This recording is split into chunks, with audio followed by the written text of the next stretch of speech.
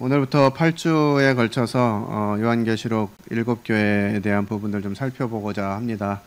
요한계시록이 어려운 책이지만 또 우리에게 필요한 책이고, 특별히 요한복음 2장과 3장에 기록되어 있는 7교회를 통해서 저희가 이제 연합하고 어떤 교회가 될 것인가 여러 가지 기대들이 많은데, 이 7교회들을 살펴보면서 우리가 어떤 방향으로 어떤 교회의 모습으로 성장해 가야 될 것인지를 묵상하고 나누는 그런 시간들이 되었으면 좋겠습니다.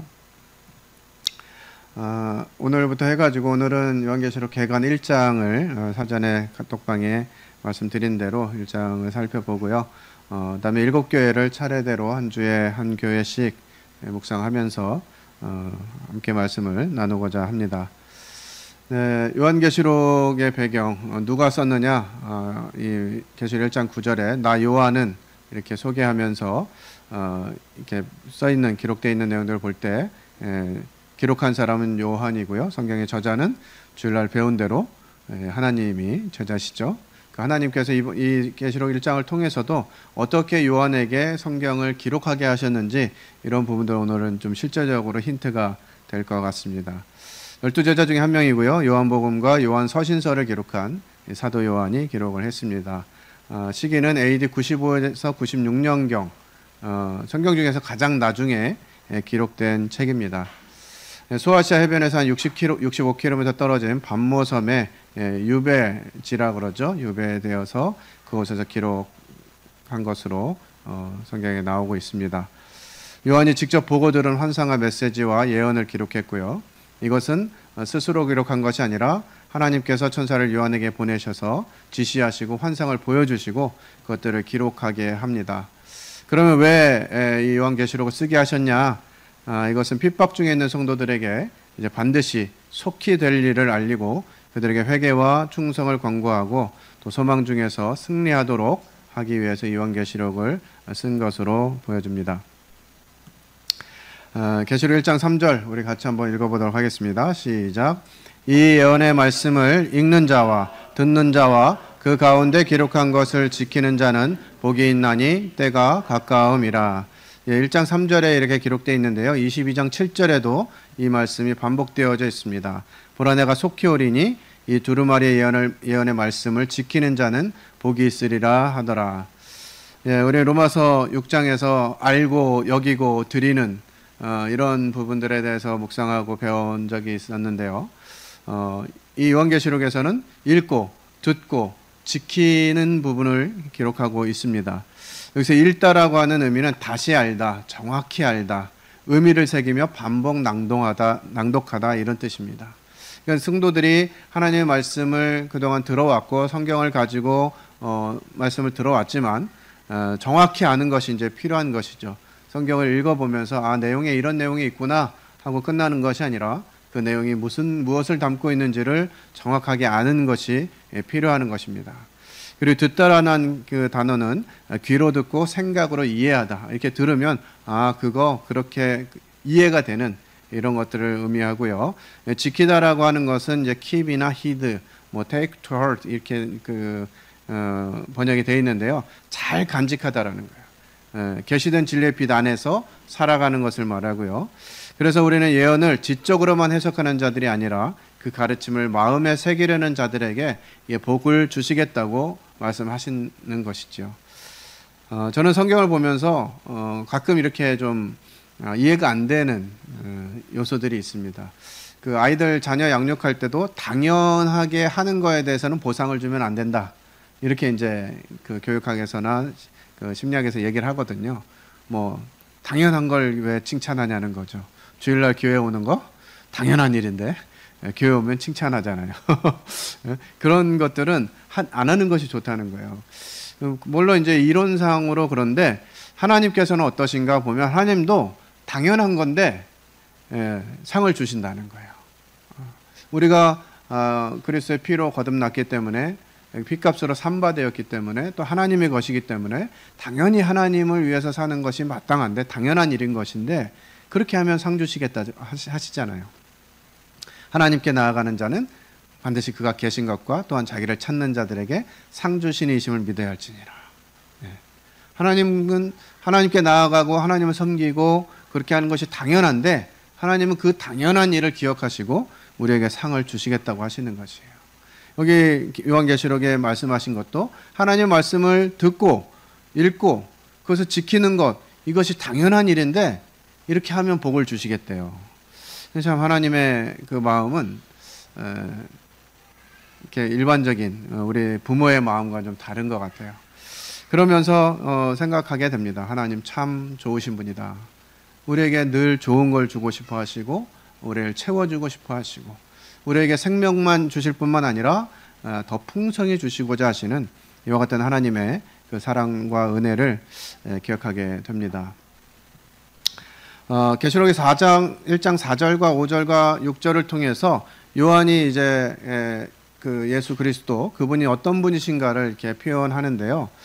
계시록 1장 4절에서는 이제도 계시고 전에도 계셨고 장차 오실 분이다. 우리 주님은 시간의 제한을 받지 않으시는, 시간의 경계를 뛰어넘으시고 과거와 현재와 미래를 다 보시는, 그래서 우리에게는 과거도 있고 현재도 있고 미래도 있지만 하나님께서 보실 때는 다 현재인 거죠. 그렇기 때문에 우리에게는 전에도 계셨고 이제도 계시고 앞으로 오실 분이다 라고 하는 부분들로 표현을 하고 있습니다. 또 그분은 어떤 분이시냐면 충성된 증인이시고요, 죽은 자들 가운데 먼저 나신 분이고 땅의 임금들의, 임들들이 아니라 임금들의 머리가 되신 분이다. 요한도 굉장히 이렇게 시를 잘 적으셨던 분인지 하나님께서 요한을 통해서 이렇게 성경을 기록하게 하셨는데 이 333으로 삼행을 잘 맞춰가지고 표현을 하신 것 같아요. 그분은 충성된 증인이시죠. 얼마나 충성됐는지. 그래서 예수님이 십자가에서 죽으셨을 때 그 병사 관리 중 하나가 예수님 운명하셨을 때 이는 진정 하나님의 아들이로다 이렇게 이제 고백을 하잖아요. 그 표현이 바로 이 충성되다라고 하는 의미라고 합니다. 얼마나 충성됐는지, 하나님의 아들로서 얼마나 충성됐는지를 깨닫고서 그렇게 고백하는 것처럼 우리 주님은 아버지께로부터 나오셔서 이 땅에 오셔서 아버지의 뜻을 아시고 그 뜻을 이루시는데 자신을 모든 것을 드리는 정말 충성된 분이신 거죠. 죽은 자들 가운데 먼저 나신 분이죠. 부활한 역사가 없는데 우리 주님은 죽음에서 일어나신 분이시고 그래서 땅의 임금들의 머리가 되신, 땅의 많은 임금들을 얘기하지만 진짜 임금이신 분은 바로 예수 그리스도 그분이심을 또 이 말씀을 통해서 살펴보게 됩니다.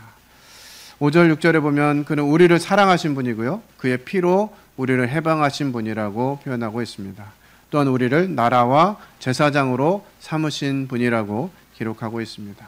우리를 사랑하셔서 그의 피로 우리를 해방하신 분이라고 하는 것이죠. 요즘에는 드라마나 영화에도 잘 안 나오는 것 같아요. 부모가 자녀를 대신해서 죽어주는 이런 장면들이 예전에는 가끔 나왔던 것 같은데 요즘은 참 희귀한 현상이 된 것 같죠. 자녀가 부모를 위해서 희생하는 것은 더더군다나 보기 힘든 세상이 됐고, 그렇지만 우리 주님께서는 자신을 모든 것을 내어주시고 우리를 사랑하시고 해방하시고 뿐만 아니라 우리를 하나님의 나라와 제사장으로 삼으신 저희 놀라우신 은혜를 기억하게 됩니다. 우리 주님이 이제 처음 오셨던 모습과 다시 오심에 대해서 이렇게 계시록에서도 이야기하고 있는데요. 처음 세상에 오셨을 때는 구속하기 위해서, 구원을 위해서 오셨죠. 그렇지만 재림하실 때는 통치하시기 위해서 오실 것입니다. 초림 때는 비천하게 마곡간에서 오셨지만 구름 타고 영광 중에 임하시게 되실 것이고요. 초림 때는 소수의 목격자들이 있었죠. 마곡간에서 동방 박사들과 목자들 또 몇몇 사람들에 의해서만 목격이 되셨지만 다시 오실 때는 모든 사람이 그분을 보게 될 것이라고 기록하고 있습니다. 주님 처음 오셨을 때는 그분을 거부하고 찌르고 십자가에 달고 조롱했지만 이제 주님이 다시 오시면 주님을 거부한 사람들은 심판을 받게 됩니다.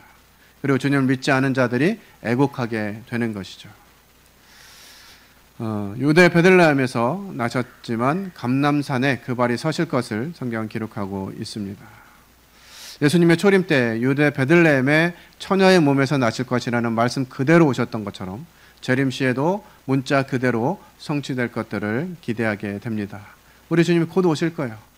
그렇기 때문에 우리는 이 시대를 어떻게 살아야 될 것인가 라고 하는 부분들을 이제 요한계시록을 받는 이런 성도들이 듣는 느낌으로, 듣는 자세로 또 그와 같은 상황을 기억하면서 이 말씀들을 살펴보면 좋을 것 같습니다. 이제 하나님께서 요한에게 말씀하십니다. 요한이 그분은 어떤 분이신가 하는 부분들을 우리들에게 말씀해 주셨다면 이제 하나님께서 요한에게 하나님이 어떤 분이신지를 기록하게 하십니다. 계시록 1장 8절 함께 읽겠습니다. 시작. 주 하나님이 이르시되 나는 알파와 오메가라 이제도 있고 전에도 있었고 장차 올 자요 전능한 자라. 네, 살펴봤던 대로 우리 주님은 알파와 오메가, 이건 헬라어의 첫 글자와 마지막 글자죠. 처음과 나중이라는 거죠. 모든 것 되심을 설명해 주고 있습니다. 그분이 이제도 있고 전에도 있었고 장차 오실 분인데 어떤 분이라고요? 전능한 분이시라고 소개를 하고 있습니다. 하나님 스스로 누가 그렇게 이야기할 수 있을까요? 우리가 근데 누가 우리는 가끔 자화자찬을 하죠. 자화자찬을 하면 어떻게 좀 잘 받아들여지시는가요? 그렇죠. 주님 말씀 가운데 외모로 취하지 않으심이 참 감사하다고 하는 사실들을 여러분들은 잘 느끼고 있잖아요. 그죠? 몇몇 형제님들은 잘 못 느끼는 분들 계세요. 우리 김강수 형제님이나 우리 손상우 형제님 이런 분들 잘 못 느끼죠. 외모로 취하실 수도 있구나 이렇게 생각할 수도 있고. 그렇지만 하나님께서는 우리가 스스로 그런 얘기를 할 때는 되게 민망해요. 그죠? 주님이 외모로 사람을 취하셨다면 저희 모임에서 한 두세 분밖에는 구원받지 못하지 않으셨겠어요? 그런 얘기를 우리가 스스로 하면 되게 민망합니다. 그러나 하나님께서, 완전하신 하나님께서 나는 완전한 자다, 전능한 자다라고 말씀해 주고 계신다는 거예요. 우리는 늘 자주 이야기합니다. 우리 아버지 부자신데, 우리 아버지 능력 전능하신 분인데 뭐가 걱정이야? 라고 말은 하면서도 실제로 그분이 전능하신 분임을 우리 삶 가운데 잘 경험하지 못하잖아요. 이것은 우리가 말씀을 듣고 있지만 이 말씀을 듣고 읽고 지키는 자가 되지 못하고 있다는 사실이에요. 그래서 복을 못 얻는 것이죠. 우리가 실제로 이와 같이 섬긴다면 우리는 하나님의 복을 얻게 될 것이에요. 1장 9절과 10절 같이 읽겠습니다. 시작. 나 요한은 너희 형제요 예수의 환난과 참음에 동참하는 자라. 하나님의 말씀과 예수를 증언하였으므로 말미암아 밤모라 하는 섬에 있었더니 주의 날에 내가 성령에 감동되어 내 뒤에서 나는 나팔 소리 같은 큰 음성을 들으니. 네, 이 시기는 그리스도인들이 핍박당하는, 특히나 이 시대를 다스리던 그 왕이 자기가 신이다, 자기 스스로 내가 신이다 이렇게 하면서 자기를 섬기지 않는, 자기에게 예배하지 않는 이런 그리스도인들을 특별히 죽이거나 유배를 보냈어요. 바로 그런 곳이 이 밤모섬입니다. 밤모섬은 사람이 살지 않는, 사람이 접근하기 어려운 이런 섬이라고 알려져 있는데요. 이곳에 이제 사도 요한이 유배를 가게 된 것이죠. 대부분 제자들이 여러 곳에서 순교를 당하고 거의 남아있지 않는 이런 상황에 이제 요한을 통해서 하나님께서 마지막 말씀을 전하게 하기 위해서 요한은 이제 이 시기까지 간수해 두신 것이죠. 예수님 말씀하셨죠. 베드로에게. 베드로가 저 사람은 어떻게 되겠습니까? 이렇게 물어보니까 내가 올 때까지 저를 둔들 너와 무슨 상관이 있느냐 이렇게 말씀하시잖아요. 그러니까 요한에게는 특별히 그렇게 사용할 계획이 있으셨던 것이죠. 그러니까 모든 사도가 동일하게 순교를 당하고 막 고통을 당하고 한 모습으로 결과를 낳는 것이 아니라 하나님 각 사람에 맞는 상황들을 허락하시고 누군가에겐 죽음으로 하나님께 영광을 돌리기도 했는가 하면 누군가에게는 끝까지 살아남게 하셔서 하나님의 목적을 이루게 하는 이런 용도로도 사용하시는 것이죠. 하나님 우리를 각자 부르셨지만 다 다르게 부르셨다. 그래서 우리에게 각자에게 주어지는 이와 같은 모습들을 생각해 봐야 할 것입니다. 이 밤모섬 전경입니다. 이게 잘 안 보이시나요? 빛이 너무 센 것 같은데. 제 눈만 부시는 거죠. 이 남북으로 한 12km 정도 거리이고 폭으로는 한 7km 정도 되는 그런 섬이라고 합니다. 대부분 돌로 되어 있고 당시에는 사람의 접근이 통제된 외딴 섬이었고, 그래서 집권자들이 위협이 되는 사람들을 유배시키는 그런 이제 유배지로, 우리나라의 뭐 진도나 뭐 이런 데처럼 유배지로 사용되던 섬, 그것이 바로 반모 섬입니다. 복음을 위해서 또 하나님 나라를 위해서 수고하다가 이렇게 유배지에 가게 되는 이런 모습들을 보면서 우리가 하나님을 섬기는 것이 늘 좋고 좋은 결과만 낳고 또 안전하고 이런 보장된 이런 삶으로 인도됨이 되는 것이 아닌 것이죠. 제가 올해는 이제 남아공 단기 선교를 참여하지 못했습니다만, 올해 갔던 형제들 중에는 이 하이제킹이라고 그러죠. 고속도로에서 강도들이 총을 들고 쫓아오면서 차에다 총을 쏘고 차에 총이 맞고 뭐 이런 일을 실제로 이제 막 겪으면서 이번에 단기 선교를 지냈다고 해요. 정말 주님을 위해서 사는 것, 주님을 위해서 헌신하는 것 쉬운 일이 아닙니다. 정말 그렇게 헌신하고 그렇게 작정하고 갔는데 안전하게 아무 어려움 없이 지켜주시면 좋을 텐데 때론 우리에게 그런 어려움을 만나게도 하신다고 하는 것이죠. 이것이 하나님의 섭리인 것 같습니다. 하나님이 이제 이 요한에게 이 요한계시록을 쓰게 하는 목적을 말씀해 주십니다. 계시록 1장 11절 같이 읽겠습니다. 시작. 이들에 내가 보는 것을 두루마리에 써서 에베소, 서머나, 버가모, 두아디라, 사대, 빌라델비아, 라오디게아 등 7교회에 보내라 하시기로. 네.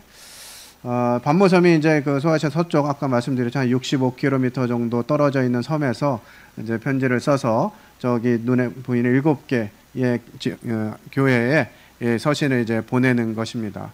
이 7교회는 일반적으로 성경학자들이 해석할 때 각 시대별 교회의 모습으로 보기도 하고요. 또 영적인 상태, 다양한 영적인 상태, 현재에 존재하고 있는 교회들의 영적인 상태들을 설명해 주기도 한다고 해석하고 있습니다.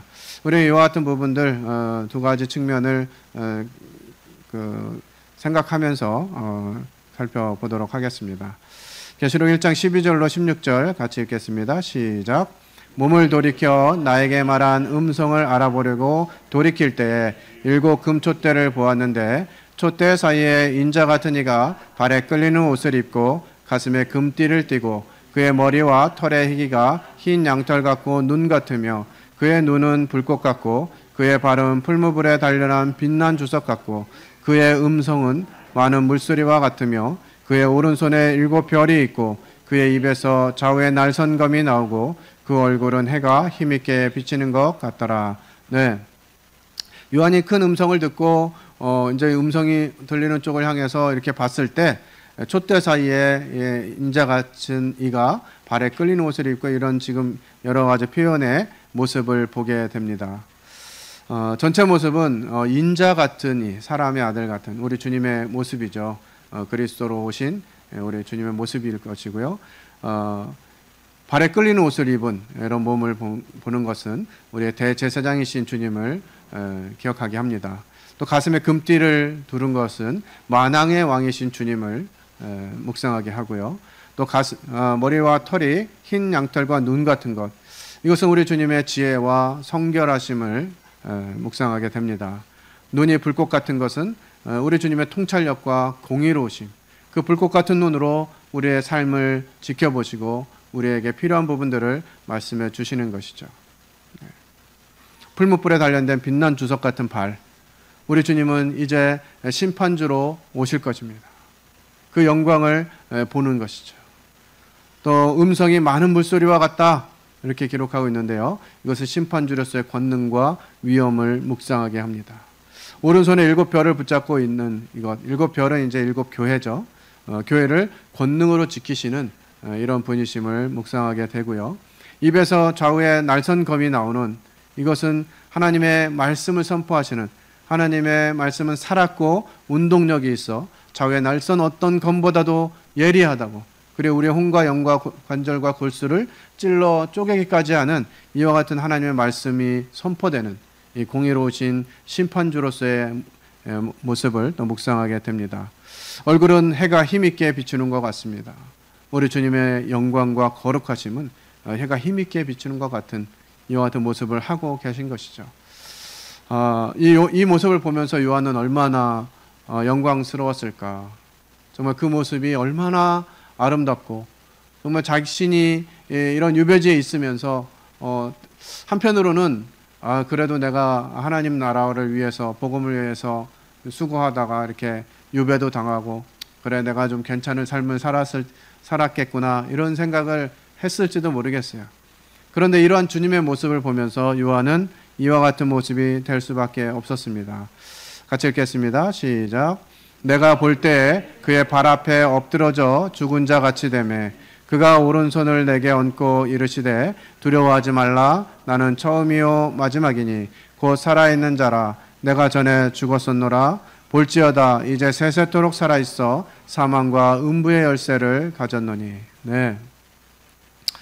사도 요한은 이러한 주님의 모습을 보면서 그 발 앞에 엎드러져 가지고 죽은 자 같이 되었어요. 정말 요한은 그 영광스러운 주님의 모습을 보면서 그 앞에 죽은 자처럼 엎드릴 수밖에 없는, 정말 하나님의 그 영광스러운 모습을 보게 된다면 우리 스스로 그렇게 되지 않겠습니까? 사실 이 땅에 살면서 뭐 조금 더 나은 것 같고 조금 더 못난 것 같고 이렇게 보일지 모르겠지만 하나님 앞에 서면 저희는 정말 이 요한처럼 엎드려질 수밖에 없는 자들인 것이죠. 그런데 우리가 이 땅에 살면서 또 주님이 불러주신 이 교회 가운데 살면서 성도들을 판단하고 성도들에 대해서 불평하고 나는 이래서 좀 나은데 누구는 그렇다는 둥 이런 마음을 먹을 때 참 주님 앞에서 부질없는 일이다. 도토리 키재기라 그러죠. 예. 우리가 이 땅에서 뭐 헌신하면 얼마나 더 헌신하겠어요. 예. 드리면 얼마나 더 많은 걸 드리겠습니까? 어차피 주님이 주신 거 다시 주님께 돌려드리는 이런 삶일진데 나는 좀 나은 것 같은 이런 생각이 든다면 이 요한의 하나님 앞에서 주님을 본 모습 앞에서 엎드러져 죽은 자 같은 이와 같은 모습을 생각하시고 주님 앞에서 우리가 그와 같은 태도를 가질 필요가 있겠다 하는 생각을 해보게 됩니다. 그 놀라우신 영광스러운 주님께서 요한에게 오른손을 얹으셨어요. 권능의 손이죠. 오른손으로 요한에게 얹고 이르십니다. 두려워하지 말라. 나는 처음이요 마지막이니. 때로 우리가 주님이 기뻐하시지 못하는 삶을 살면서 낙심되고 넘어져서 나는 그냥 이렇게 살다가 가야지 이런 마음이 있을 때 우리 주님이 손을 얹으시고 우리에게 말씀해 주시는 것이죠. 괜찮아. 내가 처음이고 마지막이야. 전에 죽었었지만 지금 살아있잖아. 그리고 세세토록 있을 거야.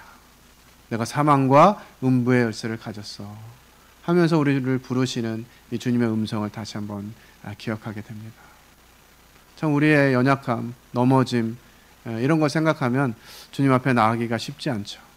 그러나 그런 저희들을 이렇게 받아주시고 또 격려하시고 힘을 주시는 우리 주님을 기억할 때 다시 힘을 낼 수 있는 것 같습니다. 교회 가운데 제사장 겸 재판장으로 활동하시는 인자 되신 주님을 이렇게 몇 가지 설명하고 있습니다. 나는 처음이요 나중이다. 시간을 초월하는 영원하신 하나님이라는 것이죠. 이사야 41장에도 누가 처음부터 만대를 불러내었느냐? 나 여호와라. 처음에도 나요 나중에 있을 자에게도 내가 곧 그니라. 44장 6절에는 이스라엘 왕인 여호와 이스라엘의 구원자인 만군의 여호와가 이같이 말하노라. 나는 처음이요 나는 마지막이라. 나 외에 다른 신이 없느니라. 우리가 하나님을 섬길 때 처음부터 마지막까지 계시는 이런 시간을 초월하신 영원하신 하나님을 섬기는 것이다 하는 마음을 가지게 되면 우리의 자세가 달라질 것이라 생각이 됩니다. 곧 산자라 내가 전에 죽었었노라. 사람은 한번 죽으면 다시 살아날 수 없는 그런 존재들이죠. 그러나 우리 주님께서는 다시 살으셔서 영원히 사시는 그 같은 분이시죠. 다니엘서 4장에 이에 내가 지극히 높으신 이에게 감사하며 영생하시는 이를 찬양하고 경배하였나니 그 권세는 영원한 권세요 그 나라는 대대에 이르리로다. 하나님 나라는 잠시 잠깐 있는 것이 아니고 영원한 것이죠. 또 볼지어다 이제 세세토록 살아있어. 세세토록 결코 죽지 않는 영광 중에 살아계신 하나님을 묵상하게 됩니다. 사망과 음부의 열쇠를 가졌느니 이 생명과 영혼의 절대적인 주관자이신 하나님을 묵상하게 됩니다.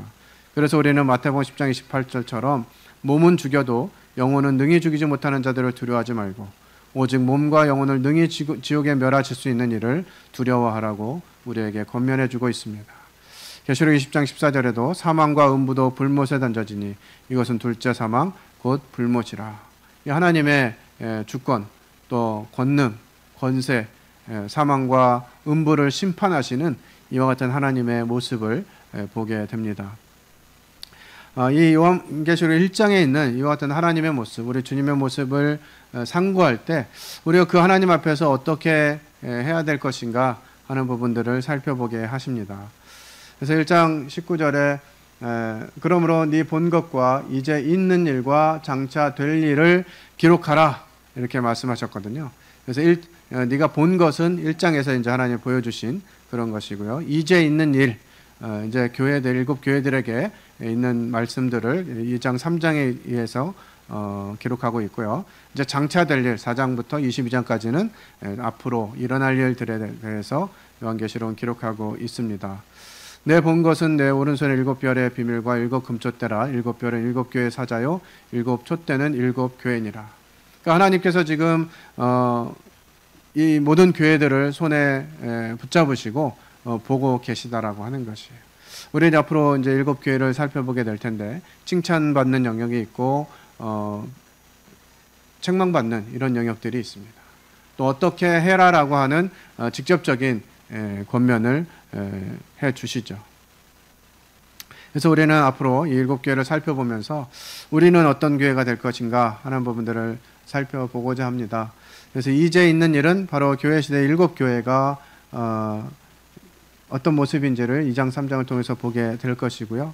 4장부터 하나님 나라의 비전을 이렇게 보게 되면서 다니엘의 예언이라든지 이런 부분도 이제 요한계시록을 보면서 많이 묵상하게 되는데 이번에는 요한계시록 전체 강의가 아니라 7교회에 대한 묵상이기 때문에 이런 부분들을 다 살펴보진 않겠습니다만 4장부터는 장차 될 일들이 기록되어 있습니다. 휴거가 일어나고 7년 환란이 있고 다시 지상 재림하신 후에 천년 왕국이 이어지고 그 이후에 새하늘과 새 땅이 열리게 되는 이와 같은 내용들을 요한계시록은 담고 있습니다. 오늘 나눔을 위한 질문입니다. 하나님께서 자신을 여러 가지로 표현해 주셨습니다. 아까 333 살펴봤었죠. 그 중에 나에게 가장 의미 있게 다가오는 모습은 어떤 모습인지. 두 번째 질문은 요한이 본 주님의 모습, 빛난 인자와 같은 모습이면서 머리부터 발끝까지 이런 주님의 모습을 보면서 요한이 그 앞에 엎드려져 죽은 자 같이 될 수밖에 없었잖아요. 그래서 그런 주님을 묵상하면서 우리는 어떤 자세로 주님을 섬겨가야 하는지 이 두 가지 질문에 대해서 살펴보시면 좋겠습니다.